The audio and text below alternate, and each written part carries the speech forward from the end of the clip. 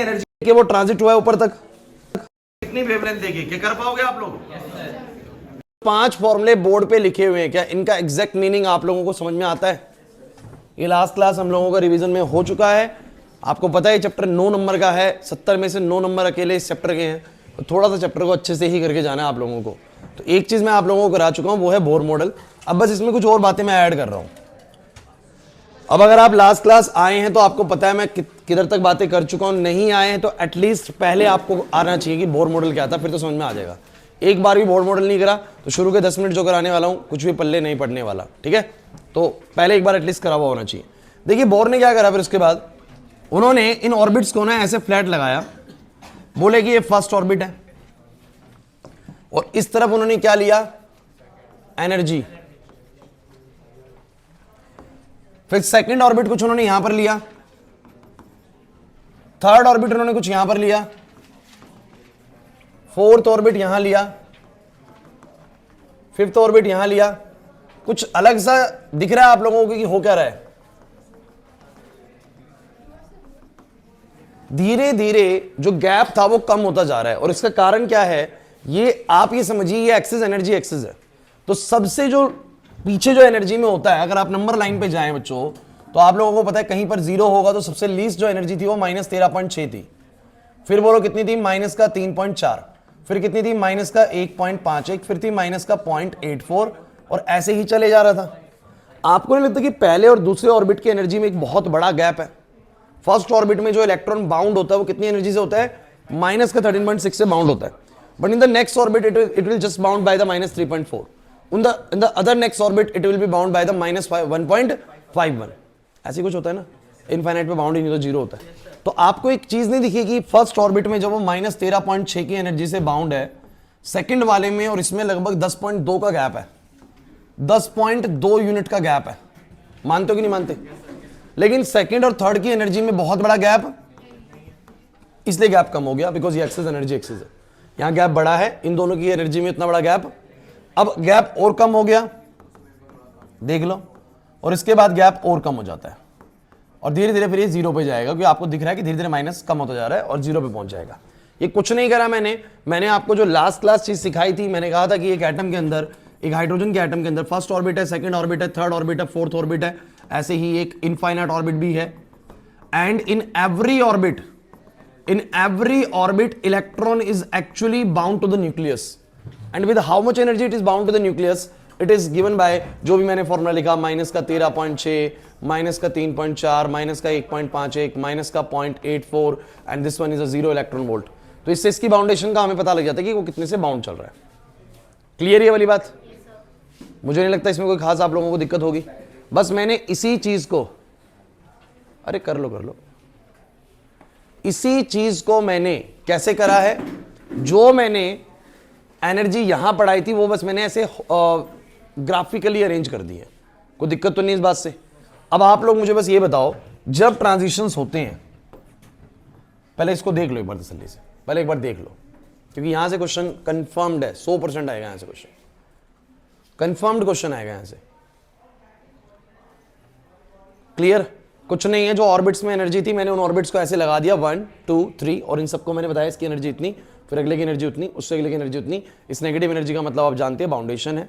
अब आपको पता है ट्रांजिशंस क्या होते हैं, या तो इलेक्ट्रॉन ने एनर्जी एब्जॉर्ब करी, अगर इलेक्ट्रॉन ने एनर्जी एब्जॉर्ब करी तो वो नीचे से ऊपर जाएगा, और अगर उसने एनर्जी क्या करी, बोलो रिलीज, तो वो ऊपर से नीचे आएगा। दो ही सीन होते हैं भाई, या तो एनर्जी एब्जॉर्ब करके ऊपर जाता है या रिलीज करके नीचे आता है। फर्स्ट से फोर्थ में गया तो कितनी एनर्जी एब्जॉर्ब करेगा, आपको पता है 4 में जितनी एनर्जी है माइनस फर्स्ट में जितनी, डिफरेंस को एब्जॉर्ब करेगा। क्लियर है? फ्रीक्वेंसी का डायरेक्ट फॉर्मूला, वेवलेंथ का डायरेक्ट फॉर्मूला है। 4 से 1 में गिर जाएगा, कितनी रेडिएशन वाली एनर्जी रिलीज होगी उसका भी फॉर्मूला हमारे पास है, कितनी फ्रीक्वेंसी वाली रेडिएशन जाएगी उसका भी फॉर्मूला है, वेवलेंथ का भी फॉर्मूला है। तो ये तो मैं तुम्हें पहले सिखा चुका हूं, लास्ट क्लास में पूरा इसके ऊपर टाइम लगाया है, क्योंकि एक क्वेश्चन कंफर्म आना ही आना है। अब मैं आप लोगों को लास्ट बात क्या बता रहा हूं, ये क्या कहते हैं जो बोर है, इन्होंने कहा कि हमने ना कुछ सीरीज ऑब्जर्व करी। क्या ऑब्जर्व करी कि इलेक्ट्रॉन पहले कौन सी स्टेट में है, बाद में वो कौन सी स्टेट में गया, ये एन फाइनल और एन इनिशियल बोल दीजिए, और यहां पर उसका स्पेक्ट्रम, जिसके बारे में मैं ज्यादा चर्चा नहीं करूंगा, स्पेक्ट्रम को लेके नहीं करूंगा, वो याद करिएगा आप लोग। तो ये कहते हैं कि अगर मान लीजिए कि मेरा जो इलेक्ट्रॉन है पहले कौन से ऑर्बिट में था, दूसरे, तीसरे, चौथे और any other orbit of above level, इससे ऊपर के किसी भी लेवल में था। बच्चों थोड़ा जल्दी आया करो, टॉपिक तो आप लोगों के मेन तो निकल जाते हैं।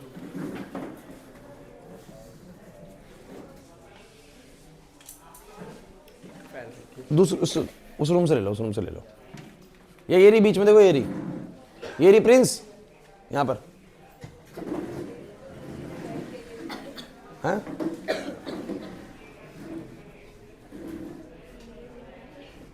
रियान गेट बंद कर लो, पर्दा भी रख लो। तो भैया उसने ये कहा अगर इलेक्ट्रॉन कभी भी दूसरे ऑर्बिट से फर्स्ट ऑर्बिट में गिरेगा, समझो मेरी बात को, दूसरे ऑर्बिट से फर्स्ट में गिरेगा तो मुझे बताओ एनर्जी रिलीज होगी कि नहीं होगी? होगी। तीसरे से फर्स्ट में गिरेगा, एनर्जी रिलीज होगी? सर होगी। तीसरे से फर्स्ट में गिरने पर भी एनर्जी रिलीज होगी। चौथे से फर्स्ट में गिरेगा, पांचवें से फर्स्ट में गिरेगा, बस कहीं से भी फर्स्ट में गिरे, कहीं से भी।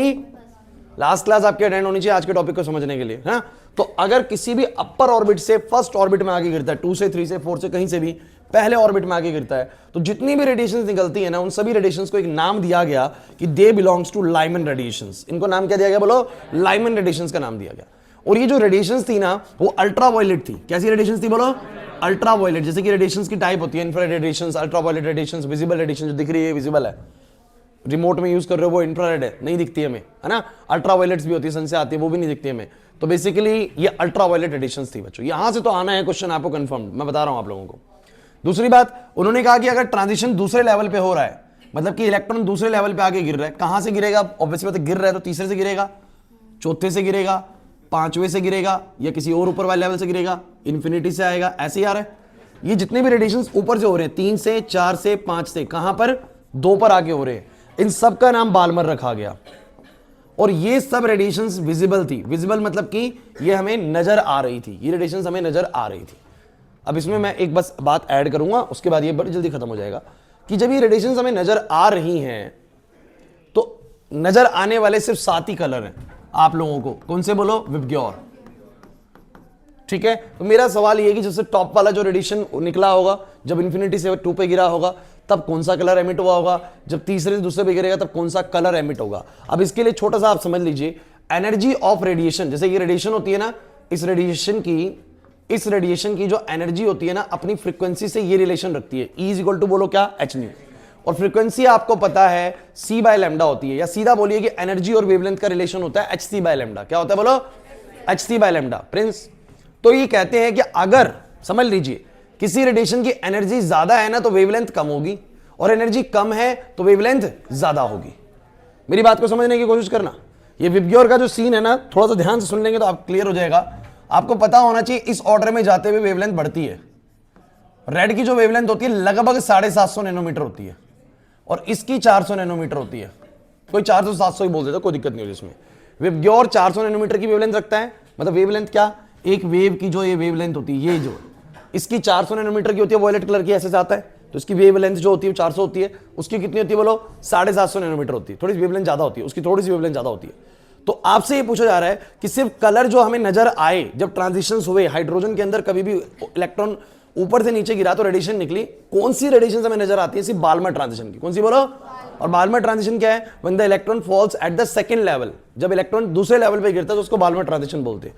सिर्फ उसी केस में रेडिएशंस विजिबल होती हैं, अदरवाइज विजिबल नहीं होती है।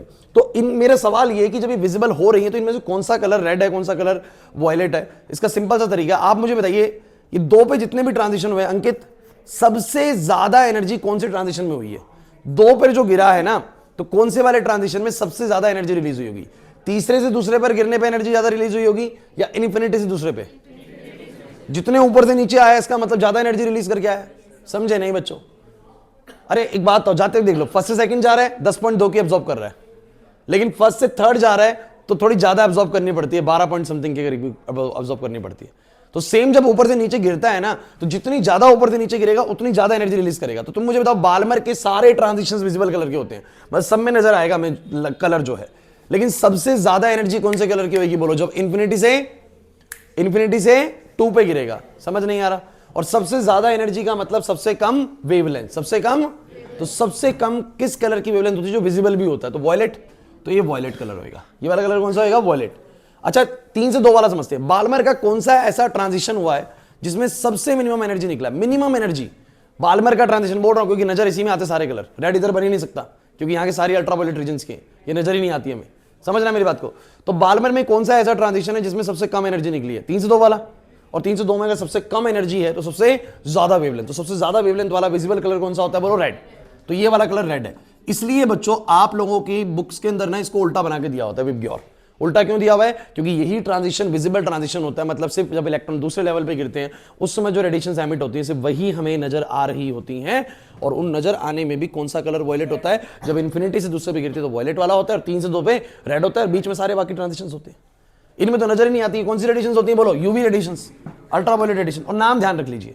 अब तो सिंपल खेल है। अगर तीसरे पे गिरेगा, चौथे से, पांचवें से, छठे से, किसी भी अपर लेवल से तीसरे पे गिरेगा। किस पे? बोलो तीसरे पे। चौथे से, पांचवें से, छठे से, किसी भी अपर लेवल से तीसरे पर गिरेगा तो हम इसको बोलो क्या बोलेंगे? Lyman Balmer Paschen. ये पास्चन हो जाता है। और ये होती है इंफ्रारेड रीजन में। कौन से रीजन में? बोलो ये भी नजर नहीं आती है, ये इंफ्रारेड्स होती है। ठीक है। उसके बाद चौथे पे गिरेगा, पांचवें से, छठे से, सातवें से, इसको ब्रैकेट सीरीज बोलते हैं। और पांचवें पे गिरेगा छठे से, सातवें से, आठवें से, तो उसको पी फंड सीरीज बोलते हैं। और ये भी इंफ्रारेड होती है, ये भी इंफ्रारेड होती है। मेरा बस आप लोगों से ये कहना है, क्या तुमने जब लास्ट क्लास जब चीज समझी थी तो हमने ये पढ़ा था कि कुल मिला के इलेक्ट्रॉन्स जब एनर्जी एब्जॉर्ब करते हैं तो they will jump from the lower orbit to the upper orbit, and when they release energy they will fall from the upper orbit to the lower orbit. ऐसे ही होता है ना। तो वो बस आपको बता रहा है कि जब भी ट्रांजिशन पहले लेवल पे आके गिरता है तो सारे उन ट्रांजिशंस का नाम क्या रखा गया? Lyman transition. क्या बोला गया? Lyman transition. और वो जो रेडिएशन निकलती है वो अल्ट्रावायलेट रेडिएशन होती है। जब भी ट्रांजिशन दूसरे लेवल पे आगे गिरता है उनका नाम बाल्मर ट्रांजिशन है, विजिबल रेडिएशन होती है। तीसरे पे गिरता है तो पास्चन हो गया। चौथे पे गिरता है तो उसको बोलो क्या बोलते हैं? ब्रैकेट। और पांचवें पे गिरता है तो पी फंड होता है। बहुत बार ये क्वेश्चन पूछा गया कौन से स्पेक्ट्रम में लाई करेगी, कौन सी रेडिएशन, मतलब कैसी रेडिएशन होंगी, विजिबल होंगी, इंफ्रा होगी, अल्ट्रावायलेट होंगी। मल्टीपल टाइम्स एग्जाम में क्वेश्चन आता है। समझ आ रहा है कि नहीं आ रहा? अब तुम मुझे एक क्वेश्चन करके दिखाओ जल्दी से सब बच्चे, लिखो।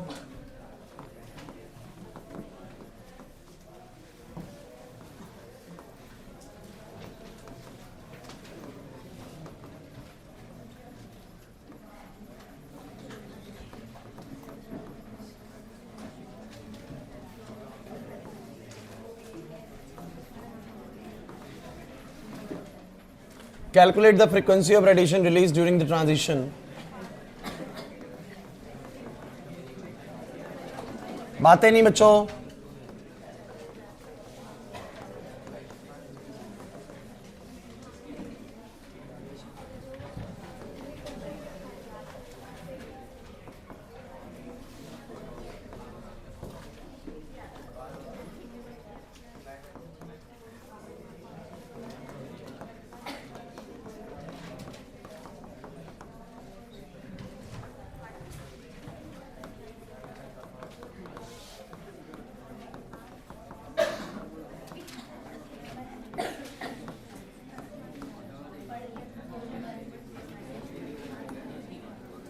एक बहुत बहुत स्पेशल टाइप है ये क्वेश्चन की।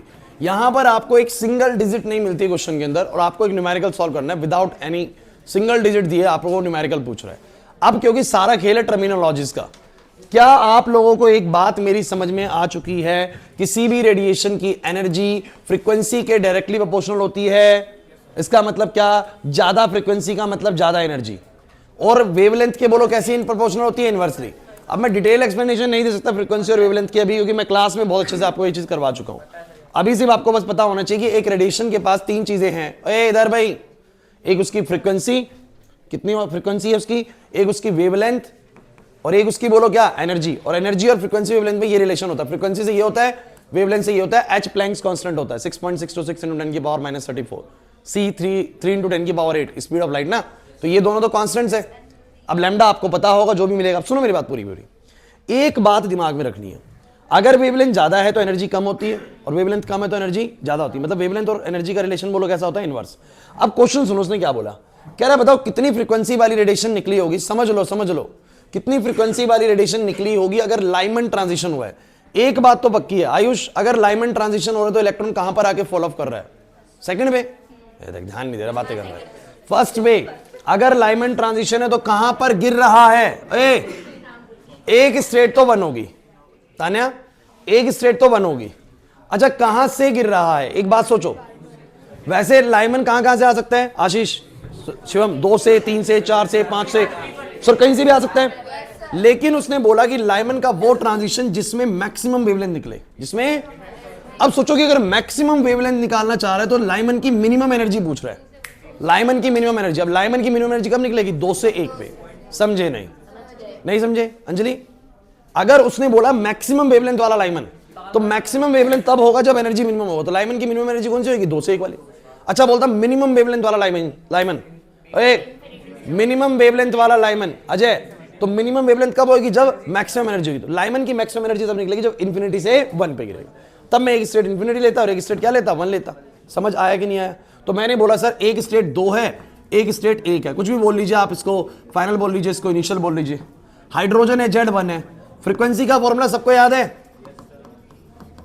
अगर अभी भी पढ़ना शुरू नहीं करा ना तो झटका खाने के लिए तैयार हो जाना। गवर्नमेंट स्कूल वालों को खास करके बोल रहा हूं, अभी भी अगर पढ़ना स्टार्ट नहीं करा है ना तो गवर्नमेंट स्कूल वाले लटकेंगे पक्का, प्राइवेट वालों को झटका देके फिर कर देंगे पास, चांसेस यही हैं। लेकिन गवर्नमेंट वालों को लटका देंगे, बिल्कुल वहीं फंसा देंगे 11th क्लास में। तो सुन लो, Z1 है, N इनिशियल N फाइनल सब पता है, सॉल्व कर लो। इतना मेरे को लगता है हिंट काफी है। कर लोगे इसको सॉल्व? कर लोगे ना? इजी है। चलो इसका बताना, इसका बताना, calculate the wavelength of radiation released during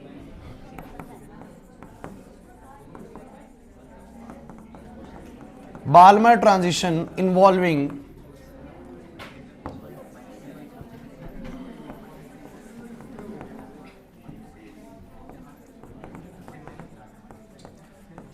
करी दो कैलकुलेट।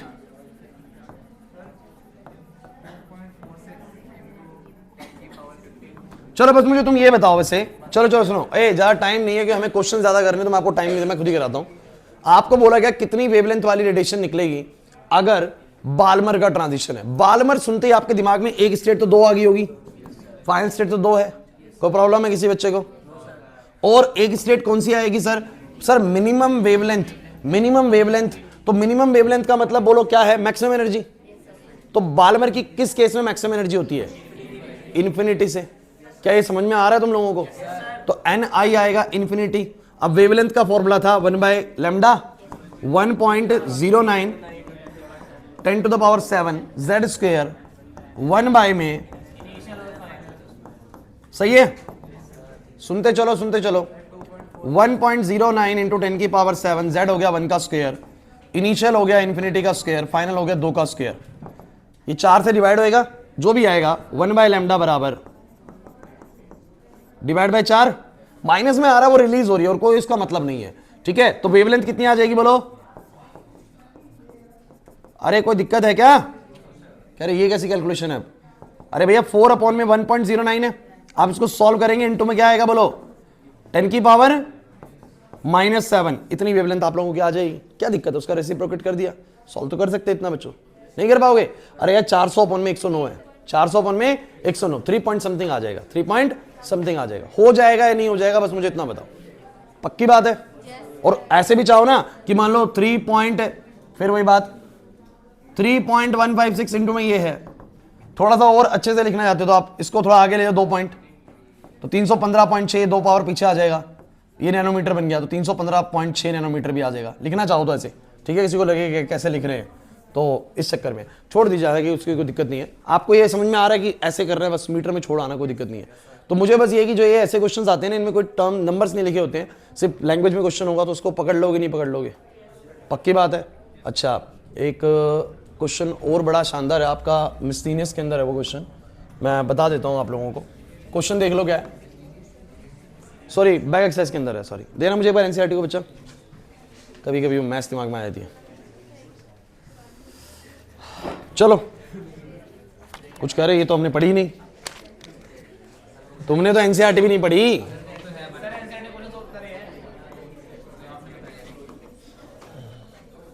ये क्वेश्चन है बहुत इंपॉर्टेंट,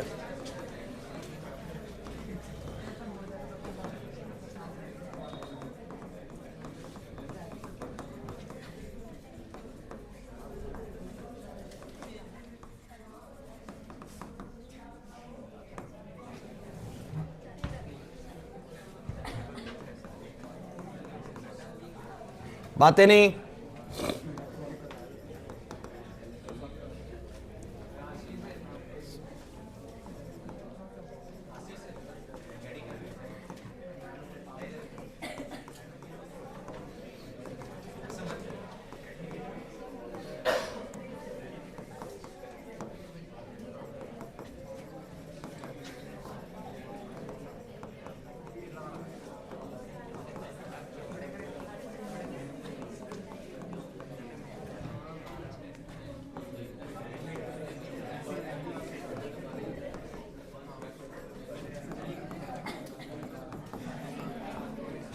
कितने बच्चों को ये क्वेश्चन देख के पता है कि इसको कैसे करना है? बस करना है कैसे, बस ये पता है। क्वेश्चन पढ़ लो, कितनों को पता है कि ये क्वेश्चन करना है कैसे?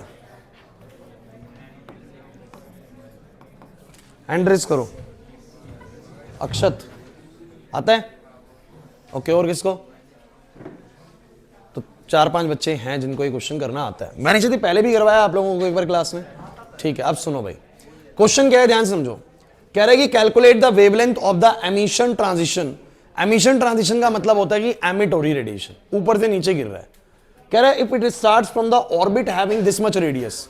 उसने ना ऑर्बिट नंबर नहीं बताया कि कौन सा ऑर्बिट, उसने उसका रेडियस बताया। क्या बताया उसका?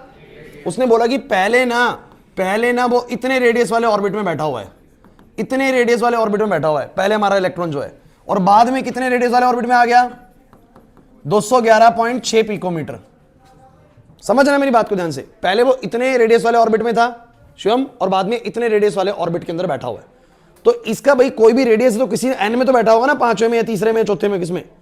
उसने एन नहीं बताया। अगर वो एन बता दे कि 5 में से दूसरे में आया तो तुम सीधा क्वेश्चन निपटा दोगे। वेवलेंथ कितनी निकली सीधा बता दोगे। एक 5 स्टेट है, एक 2 स्टेट है, फॉर्मूले में पुट करोगे, आंसर आ जाएगा।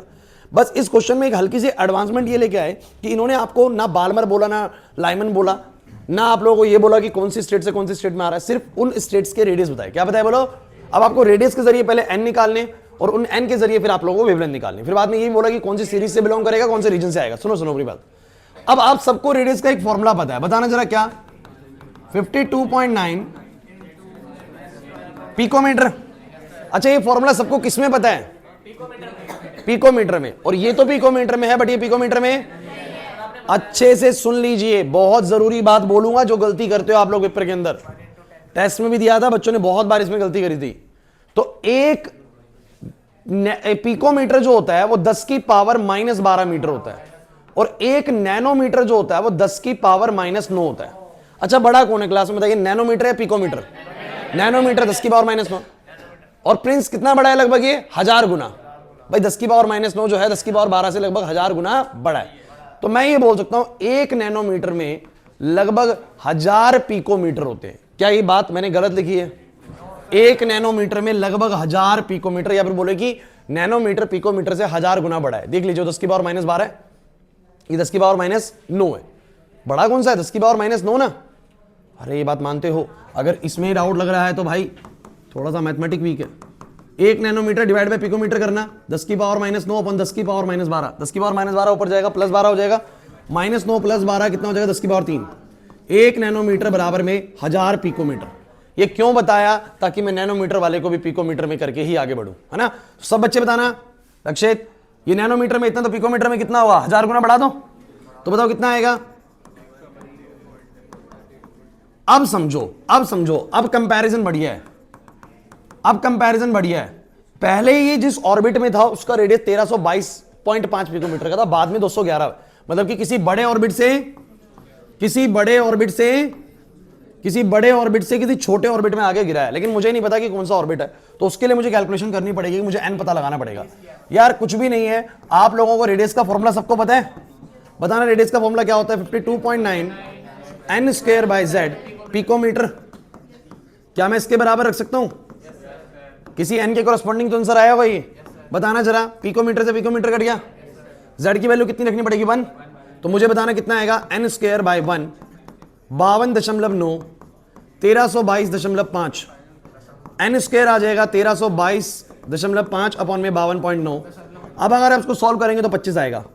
करके देख लीजिएगा, ये आना ही राउंड फिगर में है, क्योंकि आप लोगों का ऑर्बिट नंबर क्या होगा? 1 2 3 4 5 यही तो होंगे ना। तो आंसर जो n² का आएगा वो कैसा आएगा? 1 4 9 16 25 36 ऐसे आएंगे। तो एन की वैल्यू कितनी आ गई बोलो? इसका मतलब इतना रेडियस तो 5 ऑर्बिट का होता है, इतना रेडियस तो मतलब पहले वो 5 ऑर्बिट में था, किसमें था बोलो? अब वो कहां आ गया? तो मैंने कहा था 211 वाले में। अब ये किसका होता है? ये किसका होता है? बातें नहीं। तो सर मैंने वही करा, 52.9 पिकोमीटर से पिकोमीटर गया, n square by 1 211.6, n square की वैल्यू आ गई 211.6, 52.9। थोड़ा सा ध्यान से देखो, 4 पे कट रहा है, एन की वैल्यू 2 आ गई। इसका मतलब इलेक्ट्रॉन कहां से कहां ट्रांजिट कर रहा है? 5वें से दूसरे में। 5वें से, अगर वो इलेक्ट्रॉन 5वें से दूसरे में ट्रांजिट कर रहा है तो बाल्मर का केस है। तो सीरीज कौन सी है बोलो? बाल्मर। सीरीज कौन सी है? बाल्मर। कौन से रीजन से आएगी? विजिबल रीजन से। कौन सा रीजन होगा बोलो? Visible region. दूसरी बात, वेवलेंथ निकालनी थी। क्या निकालनी थी? वेवलेंथ। तो वेवलेंथ कैसे निकालूंगा? 1/λ बराबर में 1.09 इंटू 10 की पावर 7 जेड स्क्वायर। इनिशियल क्या था, फाइनल क्या था? ये इतना आसान कर दिया भाई टॉपिक आप लोगों के लिए, सीधे सीधे फॉर्मूले रखने हैं। जेड की वैल्यू 1 डालो, इनिशियल फाइनल की वैल्यू तुम्हें पता है 5 से 2 पे, तो 5 इधर 2 इधर, सॉल्व। बोर मॉडल को लाइटली मत लेना, हमने टाइम अच्छा खासा लगाया बोर मॉडल में, पिछली क्लास भी लगाया, आज भी लगभग हमारी क्लास लग गई। लेकिन आप लोगों को इसलिए लगा रहा हूं क्योंकि कुछ चीजें कंफर्म्ड होती हैं पेपर के अंदर, और ये उनमें से एक टॉपिक है जो कंफर्म्ड है। एक क्वांटम नंबर भी कंफर्म्ड है इस चैप्टर से, 9 नंबर का चैप्टर है, कंफर्म्ड ऐसे आने वाला है 3 नंबर में से मॉडल में से उठाएगा क्वेश्चन, और चांसेस बहुत हाई रहते हैं कि बोर्ड से उठाएगा क्वेश्चन। सेकंड ये क्वांटम नंबर से उठाएगा, और बाकी जो थर्ड पार्ट उठाएगा ये उठाएगा हीजनबर्ग से डी ब्रोगली में से कोई एक पे क्वेश्चन आने वाला है। तो 9 नंबर ये ऐसे ही बनाएगा पेपर के अंदर। टीचर्स का पर्सपेक्टिव यही होता है कि पूरा ओवरऑल चैप्टर कवर हो, ऐसा नहीं कि 9 के 9 नंबर बोर्ड से दे दिया, ऐसा भी कभी नहीं होगा। 3 number from the board, 3 number from the quantum numbers and 3 numbers from the Heisenberg और डी ब्रोगली वाले जो केसेस हैं उनमें से कोई सही जाएगा। हमें सारा करना है, तब जाके 9 नंबर बनेंगे। इसके बाद 9 नंबर का एक और बड़ा चैप्टर कराऊंगा, थर्मोडायनेमिक्स। तो बड़े बड़े चैप्टर्स निपट रहे हैं। पहला चैप्टर आप लोगों ने थोड़ा करा घर पे, मेहनत नहीं हुआ, अब तो हो रहा होगा ना, मोलैरिटी वगैरह, ये जो क्वेश्चंस पीछे थे बैक एक्सरसाइज में, बड़े बड़े क्वेश्चन तो करवा ही दिए थे, नहीं करा कोमल? कर लो। अब वेट मत करो ना उस चीज का, जैसे होता जा रहा है साथ में निपटाते चलो। क्लियर है? चलो आगे बढ़ते हैं। एक क्वेश्चन का जवाब दे दो मुझे जल्दी से, करना है इसका answer. Calculate the ratio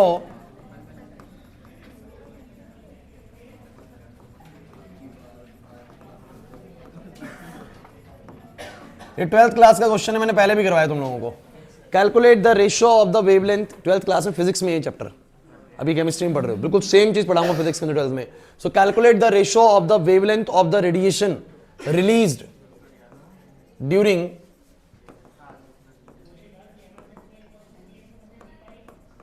Balmer transition involving maximum wavelength to the Lyman transition involving, देखते कौन बच्चे कर पाएंगे इसको, टाइम लीजिए इसके लिए। चलो करो भाई, आप लोग करो, मैं नहीं करा रहा इसको।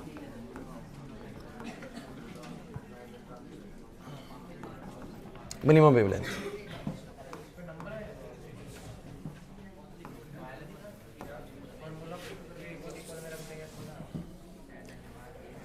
आपको रेशियो बतानी है किसकी बोलो? जितनी रेडिएशन बाल्मर में निकली टू द जितनी रेडिएशन लाइमन में निकली।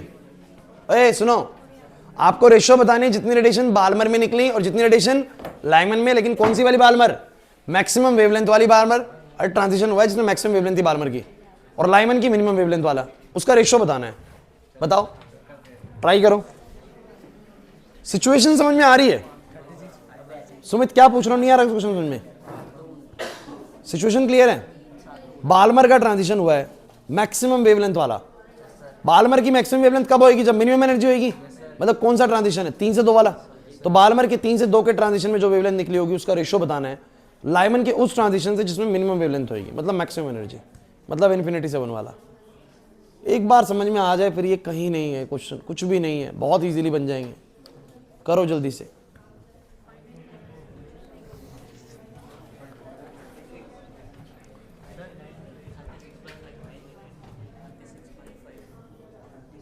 थर्टी 36/5 पिछली बार से तुमने देख दिया, वहीं से देख दिया। पिछली बार भी यही क्वेश्चन था क्या? बिल्कुल सेम, बिल्कुल सेम।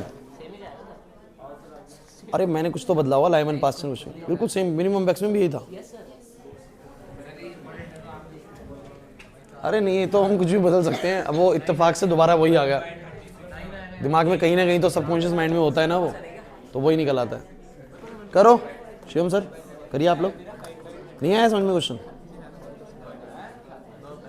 नहीं आया? पिछले वाले आ गए सारे? पक्का बता। अरे यार फिर दिक्कत है, क्योंकि मेन टॉपिक तो पिछली में हो गया। कहाँ जाता होगा इस टाइम बताइए।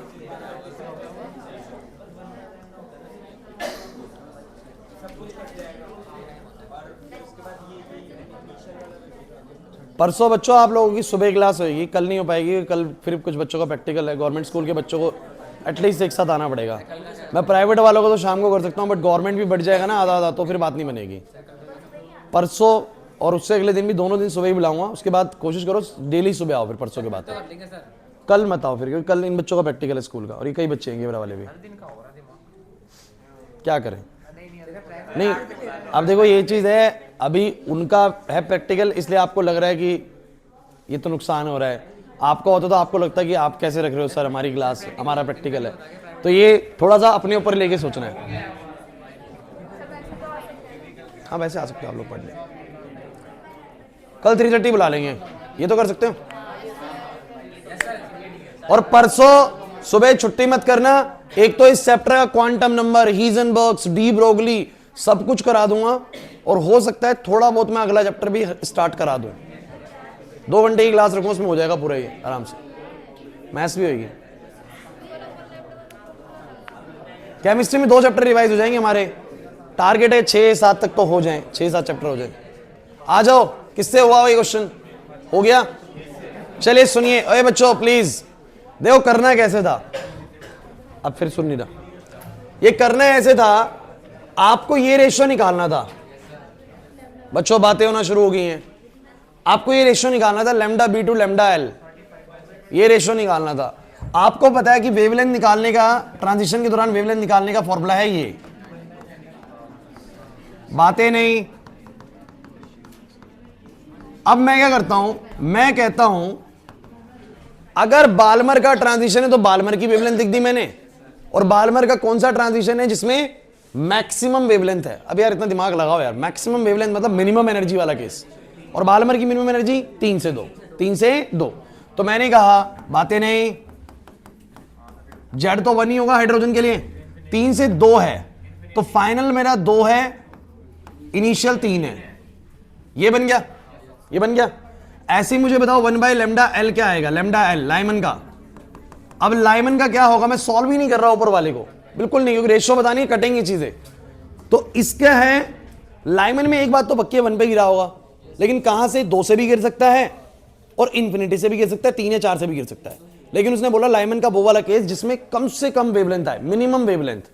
तो मिनिमम वेवलेंथ मतलब मैक्सिमम एनर्जी। एनर्जी और वेवलेंथ इनवर्स रिलेशन में होते हैं। तो मैक्सिमम एनर्जी लाइमन की कब होती है? इन्फिनिटी से। हिमांशी बात समझ में आ रही है? तो इन्फिनिटी से। तो बोलो क्या बोलोगे? 1 पे गिरेगी, सॉरी इन्फिनिटी से गिरेगी 1 पर। अब आप इन दोनों की रेशियो करो, लेकिन एक थोड़ी सी समझदारी होनी चाहिए। मैंने एग्जाम में क्वेश्चन में पूछा है बाल्मर से लाइमन का रेशियो बताना है। बाल्मर से अगर किसी बच्चे ने इसको ऊपर रखा और इसको नीचे रखा, तो ये पलट के ऊपर जाएगा, ये नीचे आएगा, तो lambda L by lambda B आएगा। लैम्डा एल बाय, हालांकि बाद में आप उसको उल्टा करके आंसर कर सकते हैं कि lambda B by lambda L ही हो जाएगा, लेकिन सीधा भी कर सकते हो कि इसको पहले ऊपर ले लो, उसको नीचे, तो आ जाए। नहीं समझे मेरी बात को? ये बहुत मुश्किल चीज बोली मैंने, तो कुछ भी कर लीजिए, डिवाइड वैसे कोई दिक्कत नहीं है। सो मैंने बोला 1 में लैम्डा एल का रेशियो 1 लैम्डा बी से। बताओ सब बच्चे क्या आएगा? 1.09 × 10 की पावर 7 1 का स्क्वायर। चलो बोलो लाइमन का क्या सॉल्यूशन बनेगा? 1/∞ कितना हो जाएगा? चलो अगले स्टेप पे करते हैं इसको। नीचे बोलो,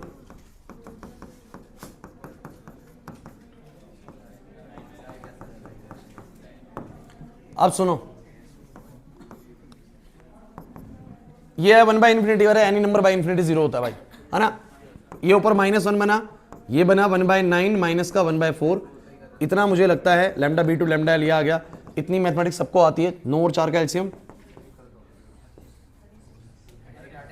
यार यही गलत फहमी आपकी, इतनी भी नहीं आती हमें, नहीं आती ना? 4 माइनस में 9, बताओ कितनी आएगी? माइनस का 1 बाय में माइनस का 5/36, और माइनस से माइनस कट जाएगा 36/5, यानी बाल्मर टू लाइमन का रेशियो ये है। मतलब कि अगर बोल सकते हैं लाइमन में 5 यूनिट की वेवलेंथ निकलती है, तो बाल्मर के इस केस में 36 यूनिट की वेवलेंथ निकलती होगी। ये रेशियो है बेसिकली 36/5। अगर बहुत मुश्किल से मुश्किल बोर मॉडल पे उनको क्वेश्चन चूज करना है ना, तो वो ऐसा क्वेश्चन चूज करते हैं। अदरवाइज बोर मॉडल पे जो भी मैंने आपको बताया, इससे बाहर चीजें नहीं बनती है। यही आप लोगों को लिखना है। समझ आ गया कि नहीं आ गया? कोई दिक्कत तो नहीं है? ओके, अब ये तो बोर मॉडल का था। अब क्योंकि देखो हमारे पास टाइम नहीं है, तो मैं कोई बड़ा टॉपिक नहीं चूज कर रहा, मैं एक बहुत छोटा टॉपिक चूज कर रहा हूं। रदरफोर्ड मॉडल का सुन लो। बातें नहीं, क्योंकि अगर मॉडल ऑफ एटम से क्वेश्चन देंगे तो रदरफोर्ड भी उतना ही इंपॉर्टेंट है। हालांकि यहां कोई न्यूमेरिकल नहीं है, सिर्फ थ्योरी है, तो थ्योरी थोड़ी सी पता होनी चाहिए। देखिए रदरफोर्ड ने क्या करा था, आप लोगों को पता होगा। यहां पर इन्होंने एक फ्लोरोसेंट स्क्रीन लगाई, रफली बताऊंगा, उसी में समझ जाना। ये फ्लोरोसेंट स्क्रीन लगाई। ये फ्लोरोसेंट स्क्रीन एक ऐसी स्क्रीन थी जिसके ऊपर जब भी कोई चीज हिट करेगी तो वहां पर एक तरह का स्पार्क निकलेगा और हमें पता लग जाएगा कि वो कहां पर हिट करी है। समझो, इनका मानना था कि अगर हमें जानना है ना कि एटम के अंदर, देखो उस समय तक ना कंफ्यूजन चल रही थी, सबको ये तो पता लग गया था हेमंत कि एटम के अंदर क्या क्या है। बोलो, एटम के अंदर पॉजिटिव चार्ज भी है जिनको हम प्रोटॉन बोलते हैं, और नेगेटिव चार्ज भी है जिनको हम इलेक्ट्रॉन बोलते हैं। इतना सबको पता लग चुका था उस समय तक सभी को, लेकिन ये नहीं पता था कि वो पॉजिटिव और नेगेटिव कैसे है। थॉमसन ने तो ये बोला था कि पॉजिटिव ऐसे फैला हुआ है और नेगेटिव भी ऐसे ही फैला हुआ है। थॉमसन तो ऐसा कहते हैं कि the positive and the negative charge distributed in the whole atom ना, बट ऐसा तो नहीं होता ना एक्चुअली में। एक्चुअली में कैसा होता है बताओ जरा। एक एटम के अंदर न्यूक्लियस बहुत छोटी सी जगह में होता है, जिसके अंदर कैसा चार्ज होता है, बोलो, पॉजिटिव चार्ज होता है, और बाहर इलेक्ट्रॉन्स होते हैं। पता है कि नहीं पता? तो आपको पता है न्यूक्लियस में बहुत छोटे से वॉल्यूम में सारा पॉजिटिव चार्ज होता है और बाकी नेगेटिव जो है बाहर उसके रिवॉल्व करता है। कुछ इस तरीके से हम आज के एटम को जानते हैं। बट रदरफोर्ड कहते हैं कि मेरे को अगर एटम के बारे में पता करना है तो मुझे एटम के अंदर घुसना पड़ेगा, एटम के अंदर जाना पड़ेगा। तो ये क्या करते हैं, यहां पर एक ना रेडियो एक्टिव सोर्स लेते हैं। इसको चारों से बंद इसलिए रखते हैं बिकॉज हार्मफुल रेडिएशंस निकलती है रेडियो एक्टिव सोर्स से, तो आप लोगों को नुकसान, मतलब जहां पर भी एक्सपेरिमेंट चल रहा है उसकी रेडिएशंस किसी को नुकसान ना पहुंचे, इसको बंद रखेंगे। और ये है मेरे पास रेडियो एक्टिव सोर्स। इस रेडियो एक्टिव सोर्स से अल्फा पार्टिकल्स निकलते हैं।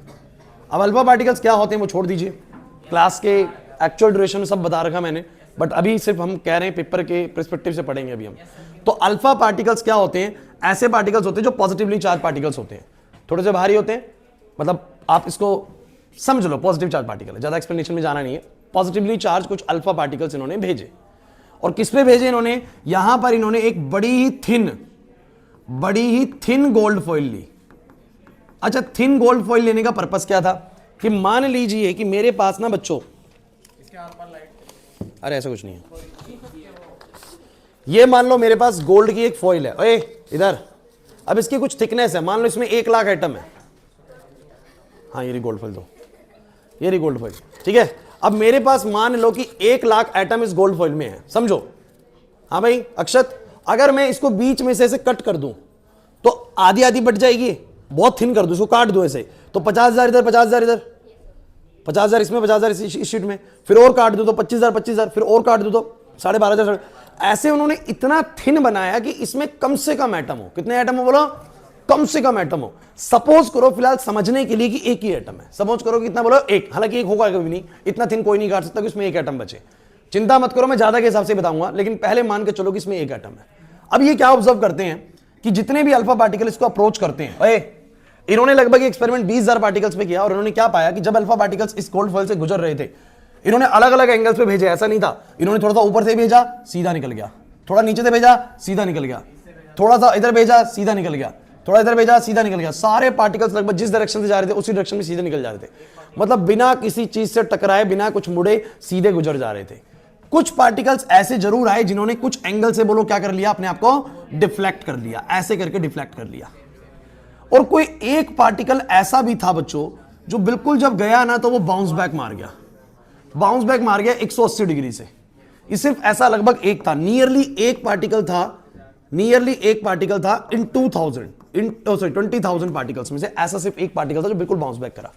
अब इन्होंने क्या पाया कि 20,000 में से लगभग 19,500 पार्टिकल्स, लगभग 19,500 पार्टिकल्स रिमेन अनडिफ्लेक्टेड। इसका मतलब इन्होंने कहा कि almost particles passes through gold foil undeflected. सही है भाई? Very few particles are deflected by small angle. कुछ पार्टिकल डिफ्लेक्ट हुए, वो फ्लोरोसेंट स्क्रीन में पता लग जाता था कि सीधा भेज रहा हूं वहां टकरा रहा है, ठीक है, तो कुछ पार्टिकल डिफ्लेक्ट भी हुए. और क्या बोलते हैं? Only one particle out of 20,000 gets bounce back. ये बच्चों उनकी क्या थी बोलो? ये थी ऑब्जर्वेशन. ये क्या थी बोलो? उन्होंने पाया कि लगभग सारे पार्टिकल्स बिना किसी डिफ्लेक्शन के निकल जाते, सीधे निकल जाते हैं. कुछ ही पार्टिकल डिफ्लेक्ट होते हैं, मतलब 20,000 में से 19,500 सीधे निकल गए. 499 लगभग पार्टिकल ऐसे हुए कि क्या हुए बोलो? कुछ एंगल से डिफ्लेक्ट हुए, और बिल्कुल एक पार्टिकल ऐसा बिल्कुल बाउंस बैक हुआ. इन सब ऑब्जर्वेशन को समझने के बाद उनको एक कहानी जो समझ में आ जाती है कि एक्चुअली में क्योंकि सिर्फ कुछ ही पार्टिकल डिफ्लेक्ट हो रहे हैं कुछ एंगल से, और पॉजिटिव चीज को डिफ्लेक्ट कौन कर सकता है बोलो? पॉजिटिव ही कर सकता है. ऑलमोस्ट सारे पार्टिकल सीधे निकल जा रहे हैं. इसका मतलब ये मान के चला जा सकता है कि एक एटम का मोस्ट ऑफ द स्पेस बोलो क्या होता है? एम्प्टी. समझो, ये मान लो एटम है, सीधे कब निकलेंगे? सब कुछ खाली पड़ा हुआ है, यहां से निकल गया, यहां से निकल गया, यहां से निकल गया.